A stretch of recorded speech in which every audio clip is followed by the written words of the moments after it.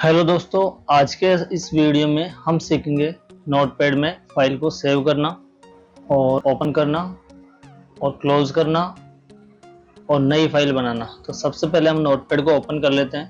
तो यहाँ पे आप देख रहे हैं नोटपैड एप्लीकेशन है, इसके ऊपर आपको क्लिक करना है। अब दोस्तों इसे हम थोड़ा बड़ा कर लेते हैं। बड़ा करने के लिए हमारे पास यहाँ पे कंट्रोल बटन है, इसमें ये मैक्सिमाइज वाला बटन पे हमें क्लिक करना है। अब सबसे पहले आपको कुछ टाइप करना होगा यहाँ पे। जी दोस्तों, हमने यहाँ पे टाइप कर दिया है। अब हमें क्या करना है, इस फाइल को हमें कंप्यूटर में सेव करना है फॉर फ्यूचर, भविष्य में काम करने के लिए। तो सेव करने के लिए आपको फाइल बटन पे क्लिक करना है और आप देख पा रहे हैं यहाँ पे सेव ऑप्शन आ रहा है। सेव और सेव एज दोनों का काम एक ही है, फाइल को सेव करना। अब पहले हम सेव को समझ लेते हैं और इस पे क्लिक करते हैं। और सेव को दोस्तों हम इस फाइल को हम टेक्स्ट डॉक्यूमेंट में सेव करेंगे। अब लेफ्ट साइड में जो आपको ये नजर आ रही है, ये है लोकेशन। लोकेशन मतलब होता है कंप्यूटर में आप कहाँ पे इस फाइल को सेव करना चाहते हैं। तो मैं इसको अभी डेस्कटॉप पे सेव करना चाहता हूँ, तो मैं डेस्कटॉप पे क्लिक कर रहा हूँ। इसके बाद में ये है फाइल नेम। फाइल नेम वाले कॉलम में आपको क्लिक करना है माउस से और जो भी लिखा हो उसको इरेज करना है। अब आपको यहाँ पे फाइल का नेम डालना है। मैं यहाँ पे अपने फाइल का नाम डाल रहा हूँ। ऐसे आप कुछ भी यहाँ पे नेम डाल सकते हैं, बाद में उसी नाम से आपको फाइल मिलेगी। अब हम फाइल पे क्लिक करते हैं, इस सेव बटन पे, और सेव एज टेक्स्ट फाइल। हमारी फाइल सेव हो चुकी है टेक्स्ट डॉक्यूमेंट में और आप ऊपर देख पा रहे हैं यहाँ पे फाइल नेम बन चुका है। अब मैं इसे क्लोज कर रहा हूँ। तो दोस्तों आप देख पा रहे हैं डेस्कटॉप पे एक फाइल बन चुकी है नोटपैड में, ये रही। जब हम इसके ऊपर लेके जाएंगे तो टूल टिप के अंदर देखो, एक मैसेज के अंदर आपको दिखाई दे रहा है यहाँ पे फाइल की साइज और फाइल कब बनाई गई थी, कौन सी डेट को बनाई गई थी। अब दोस्तों हम आगे चलते हैं और नोटपैड फाइल को ओपन करना सीखेंगे। ये नोटपैड ओपन हो चुका है हमारा। अब हम फाइल को ओपन करना सीखेंगे। फाइल को ओपन करने के लिए हमें जाना है फाइल ऑप्शन पे। इसके बाद में आपको यहाँ पे नजर आ रहा है ओपन। ओपन बटन पे हमें क्लिक करना है। इसके बाद में आपको जिस लोकेशन पे आपने फाइल को सेव की थी उस लोकेशन पे जाना है। वो भी लोकेशन यहीं से सिलेक्ट करनी है लेफ्ट साइड से। तो हमने फाइल को कौन सी जगह सेव किया था, डेस्कटॉप पर। तो हमें डेस्कटॉप पे ही क्लिक करना है। यहाँ पे डेस्कटॉप आ रहा है, इसके ऊपर क्लिक करना है सबसे पहले और उसके बाद में अपनी फाइल पे क्लिक करना है। हमारी जो फाइल थी उसको ढूंढना है हमें। तो हमारी फाइल यहाँ पे आ चुकी है, लक्ष्मण नोटपैड के नाम से। फाइल पे क्लिक करने के बाद में हमें करना है इसको ओपन। तो देख पा रहे हैं आप हमारी फाइल यहाँ पे ओपन हो चुकी है। जो हमने पहले सेव की थी वही फाइल है ये। अब इसमें एक ऑप्शन और आता है दोस्तों, save as. Save as option दिखाई दे रहा है। इसका मतलब होता है कि इसी फाइल को किसी दूसरे नाम से सेव करना। तो हम यहाँ पे सेव एज पे क्लिक करेंगे और हम लोकेशन सेलेक्ट करेंगे डेस्कटॉप ही, जहाँ पे हमें करना है। अब हम इसी नाम से फाइल को दोबारा से सेव नहीं कर सकते क्योंकि ये फाइल ऑलरेडी सेव है इस नाम से। तो अब हम यहाँ पे नाम बदल देते हैं। नाम चेंज करने के लिए मैं यहाँ पे उसको मिटा दिया हूँ और नया नाम डाल रहा हूँ मैं यहाँ पे कीबोर्ड। कीबोर्ड मैंने नाम टाइप किया है और यहाँ से हम इसको सेव कर दे रहे हैं। तो ये फाइल कीबोर्ड के नाम से भी सेव हो चुकी है डेस्कटॉप पे। आप देख पा रहे हैं ये दोनों फाइल है, ये दोनों फाइल सेम ही है। एक एक को आपको ओपन करके दिखा रहा हूँ। दोनों फाइल के अंदर का मटेरियल सेम है, ये देख लीजिए आप।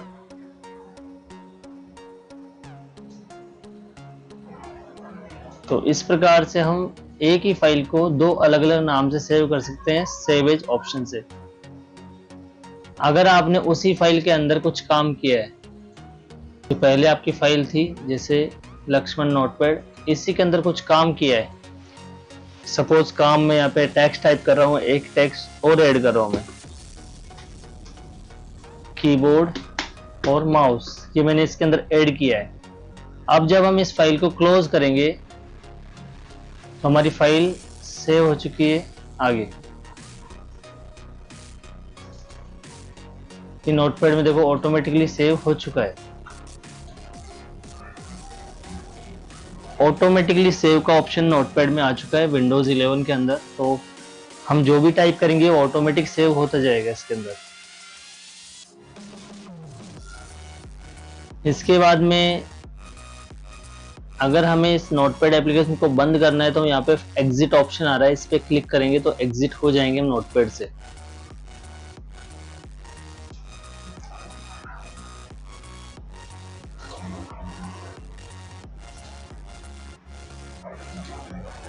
अब हम आगे सीखेंगे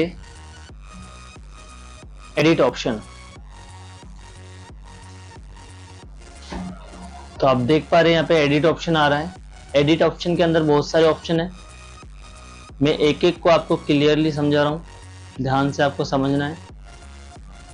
सबसे पहले तो हम इन सबको डिलीट कर लेते हैं। कीबोर्ड से मैंने सेलेक्ट किया और डिलीट बटन दबा दिया।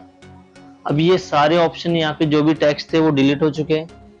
अब अगर उन्हें हमें वापस लाना है तो हमें क्या करना होगा, हमें एडिट ऑप्शन में जाना है और यहाँ पे अंडू ऑप्शन आपको नजर आ रहा है सबसे ऊपर। जब हम अंडू ऑप्शन पे क्लिक करेंगे तो हमारे सारे टेक्स्ट वापस आ जाएंगे। ये देख पा रहे हैं आप। सपोज करो हमने यहाँ से यहाँ तक गलती से डिलीट कर दिया, ये गलती से हमसे डिलीट हो चुका है। अब अगर हमें वापस लाना है, ऐसा तो है नहीं कि हमें दोबारा टाइप करना है, हमें दोबारा टाइप भी नहीं करना है और वन क्लिक में हमें सबको वापस लेके आना है। तो एडिट ऑप्शन में जाना है और अंडू बटन पे हमें क्लिक कर देना है। तो जो भी टेक्स्ट हमारे डिलीट हुए थे वो सब कुछ वापस आ जाएंगे। इसके बाद में नेक्स्ट ऑप्शन आता है कट, इसके बाद में कॉपी और पेस्ट। तीनों को हम समझते हैं।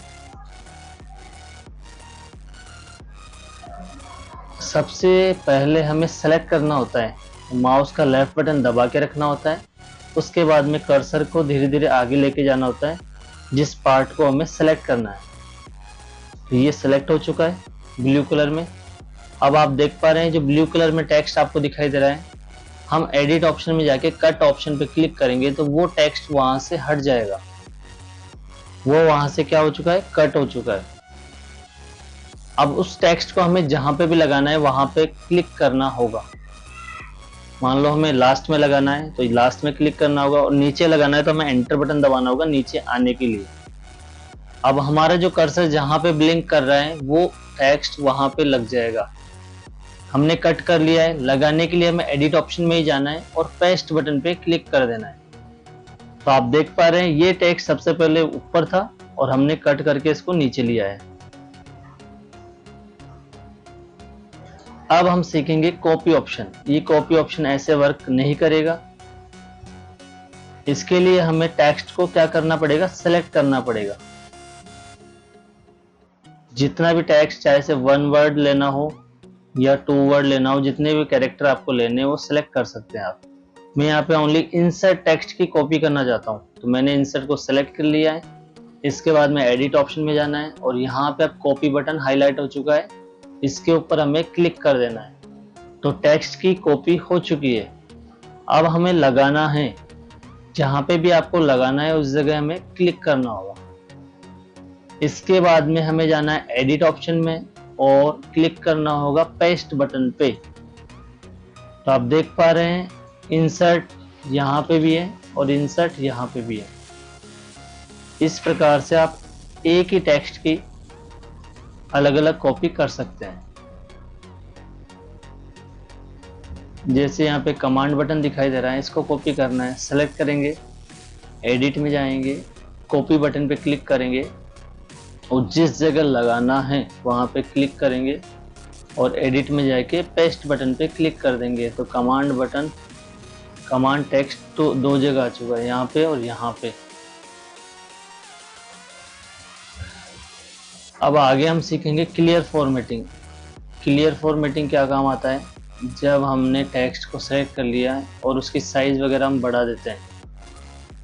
जैसे फ़ॉन्ट की साइज है, इसको हमने बढ़ा दिया है और यहाँ से हमने इसको बोल्ड भी कर दिया, इटैलिक भी कर दिया। ठीक है, ये स्टाइल हमने कर दी। अब हम चाहते हैं इसकी ये स्टाइल हट जाए और ये टेक्स्ट नॉर्मल जैसे पहले थे वैसे के वैसे हो जाए। इसके लिए हमें एडिट ऑप्शन में जाना होगा और क्लियर फॉर्मेटिंग बटन पे क्लिक करना होगा। तो हमारे टेक्स्ट नॉर्मली पहले जैसे थे वैसे हो चुके हैं। फॉर्मेटिंग का मतलब इसकी जो डिजाइन थी वो हमने हटा दी है, जो हमने लगाई थी बाद में इस जगह से, इस जगह से, इस जगह से, वो चीजें हमने एडिट ऑप्शन में जाके क्लियर फॉर्मेटिंग से हटा दी है। ओके, नेक्स्ट आता है दोस्तों हमारा फाइंड ऑप्शन। इस पूरे डॉक्यूमेंट्स में से हमें कुछ वर्ड को फाइंड करना है, तो हमें एडिट ऑप्शन में जाना होगा और फाइंड बटन पे क्लिक करना होगा। फाइंड बटन पे क्लिक करने के बाद में यहाँ पे उस टेक्स्ट को टाइप करना है इस पूरे डॉक्यूमेंट में से। हमें जैसे कि टैब बटन फाइंड करना है, TAB, टैब टेक्स्ट फाइंड करना है। टैब टाइप करने के बाद में आपको कीबोर्ड में से एंटर बटन दबाना है। जितने भी टैब होंगे वो आपको अलग से नजर आएंगे। एंटर, जैसे मैं एंटर दबा रहा हूं, हमें टैब देखो 1 2 3 4 5, ये टैब ऑटोमेटिकली फाइंड हो जाएंगे। इस प्रकार से हम टेक्स्ट को फाइंड कर सकते हैं। एडिट में जाना होगा, फाइंड पे क्लिक करना होगा और यहाँ पे टेक्स्ट टाइप करना होगा और एंटर बटन दबाना होगा। अब हम सीखेंगे रिप्लेस। रिप्लेस का मतलब होता है किसी भी टेक्स्ट की जगह दूसरा टेक्स्ट लाना। जैसे अभी हमने इसके अंदर टैब टेक्स्ट था, टैब, उसको बदल के हमें कीबोर्ड करना है। तो हम क्या करेंगे, यहाँ से रिप्लेस बटन पे क्लिक करेंगे। अब सबसे पहले तो आपको उस टेक्स्ट को लिखना होगा जिसे बदलना है, सबसे ऊपर। तो हमें बदलना है टैब को, TAB। ये टैब टेक्स्ट इस पूरे डॉक्यूमेंट्स के अंदर हैं। अब हम टैब को किस में बदलेंगे, कीबोर्ड में, KEYBOARD। कीबोर्ड में बदलना है हमने, ऊपर टैब लिख दिया, नीचे कीबोर्ड लिख दिया। अब हम करेंगे यहाँ से रिप्लेस। जैसे जैसे हम रिप्लेस बटन दबाते जा रहे हैं, जितने भी टैब थे वो कीबोर्ड में चेंज हो चुके हैं। आप देख पा रहे हैं, कीबोर्ड, कीबोर्ड, कीबोर्ड, कीबोर्ड। तो कुछ इस प्रकार से हम टेक्स्ट को रिप्लेस कर सकते हैं। सेलेक्ट ऑल, सपोज करो अगर हमें सबको एक साथ सेलेक्ट करके डिलीट करना हो तो सेलेक्ट ऑल पे क्लिक करना होता है, तो सब कुछ एक साथ सेलेक्ट हो जाता है। इसके बाद में है टाइम और डेट। अगर हमें टाइम और डेट लगानी है तो हमें एडिट ऑप्शन में जाना होगा, टाइम एंड डेट ऑप्शन पे क्लिक करना होगा और इसको हम F5 बटन से भी लगा सकते हैं। शॉर्टकट बाद में पढ़ेंगे, अभी हम नॉर्मली समझते हैं माउस की मदद से। तो जैसे हम इस पे क्लिक करेंगे तो अभी की जो डेट है इसके अंदर वो एग्जैक्टली यहाँ पे आ जाएगी, टाइम भी यहाँ पे आ जाएगा। ओके, इसके बाद में फॉन्ट। अगर हम चाहते हैं टेक्स्ट का फॉन्ट बदलना, इन सब का फॉन्ट बदलना, तो हम फॉन्ट पे क्लिक करेंगे।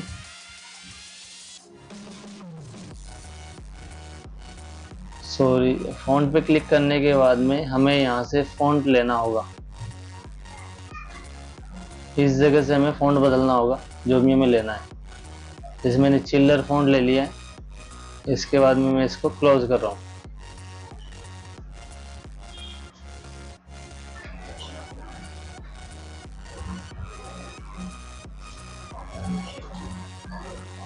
अब समझते हैं हम फॉन्ट। तो इसके लिए हमें फॉन्ट पे क्लिक करना होगा और यहाँ से जो भी फॉन्ट हमें लेना है वो फॉन्ट हम यहाँ से ले सकते हैं। जैसे मैं ले रहा हूँ यहाँ पे सेंचुरी गोथिक और टेक्स्ट की साइज भी बढ़ा रहा हूँ मैं यहाँ पे 26। ओके, अब हम यहाँ से कर देंगे बैक। तो आप देख पा रहे हैं टेक्स्ट पहले कुछ अलग लुक में थे, अब अलग लुक में आपको दिखाई दे रहे हैं। तो अगर आपको फ़ॉन्ट बदलना हो तो एडिट ऑप्शन में जाके आप इस जगह से फ़ॉन्ट बदल सकते हैं विंडोज़ 11 के अंदर। यहाँ से आपके फ़ॉन्ट बदलने होंगे और यहाँ से फ़ॉन्ट की साइज़ बदलनी होगी और फिर इसके बाद में यहाँ से बैक करना होगा।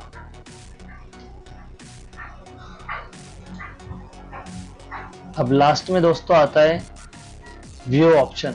व्यू ऑप्शन में आप देख पा रहे हैं यहाँ पे जूम का ऑप्शन है। अगर हम जूम इन करेंगे तो हमें यहाँ पे जूम दिखाई देगा। इस जगह से हम टेक्स्ट को जूम कर सकते हैं। जूम इन में कर रहा हूँ, यहाँ पे आप देख पा रहे हैं 130 जूम हो चुका है। अब हम जूम आउट करेंगे, मतलब पहले जैसा या फिर छोटा करना। तो हम यहाँ से रीस्टोर कर सकते हैं एक साथ। रीस्टोर नहीं करना हो तो हम करेंगे यहाँ से जूम आउट।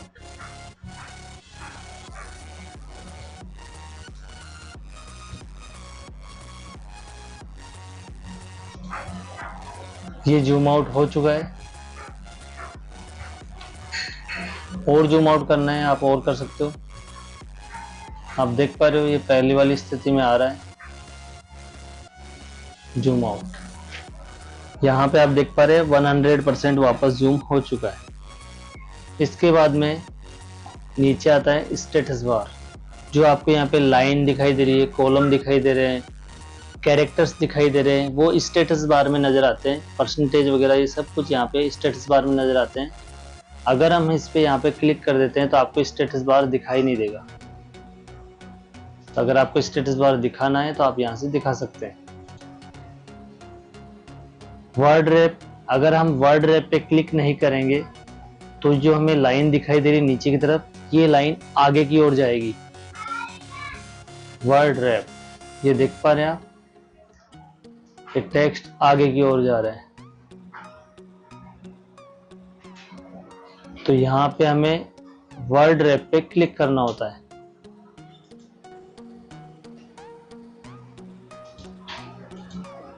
तो आई होप दोस्तों ये वीडियो आपको पसंद आया होगा और नोटपैड के बारे में आपने अच्छे से जानकारी ली होगी।